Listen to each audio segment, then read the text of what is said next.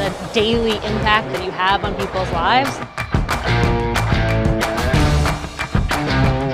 I would take somebody off the street who is passionate and believes in your vision and the product, but it was really, what is the impact that we have on society?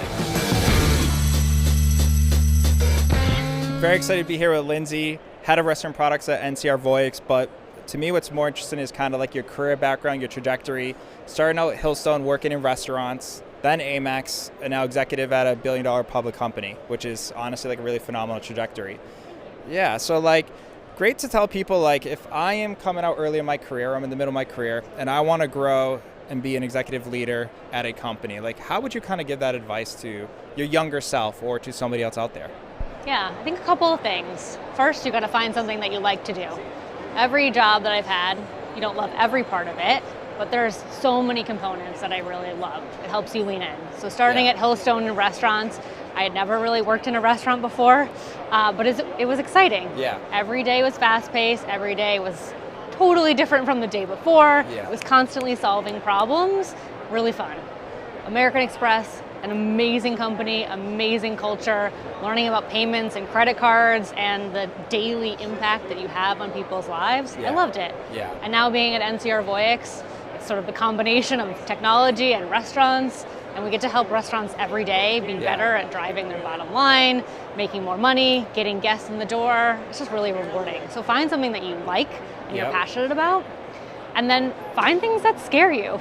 Because if you're scared of something, it means you're going to grow. And you're growing, yeah, that's exactly. Because if you get bored and you're stagnant, you're not learning. Exactly. So like being comfortable with being uncomfortable. Exactly. Yeah. So all the best jobs that helped me really grow in my career were jobs where I was like, I'm actually kind of afraid to take this job, which means I know it's the right job to get me to grow and learn. I think that's actually incredible advice. I think a lot of people are afraid to make that leap and afraid to make that jump for the fear of the unknown. Yes. But like you got to tackle the head on and go deep dive into the unknown. Yes, absolutely. That's absolutely. Awesome. What was your favorite item at Hillstone? Did you ever go to or no? The French dip. Yeah? So good. Oh, I love a good French dip. Iconic.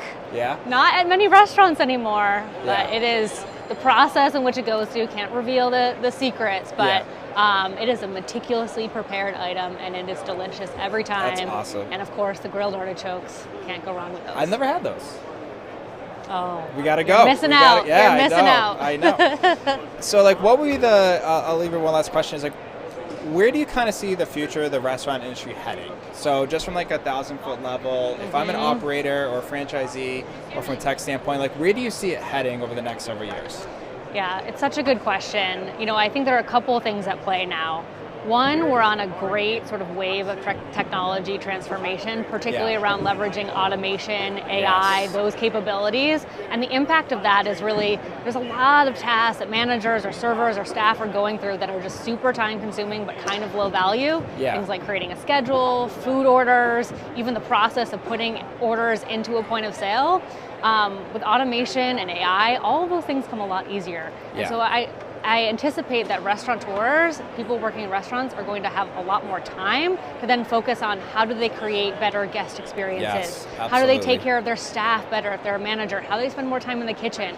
So I think it's going to unlock a tremendous amount of time and then exciting sort of innovations coming out of restaurants. And that's the most valuable resource you have is time. So like if we can free people up to do what restaurateurs do best, that is being a person and making those people-to-people connections. So I'm excited about that. And that's awesome. Yeah. Well, I appreciate it, Lindsay. Yeah, appreciate it, Nick.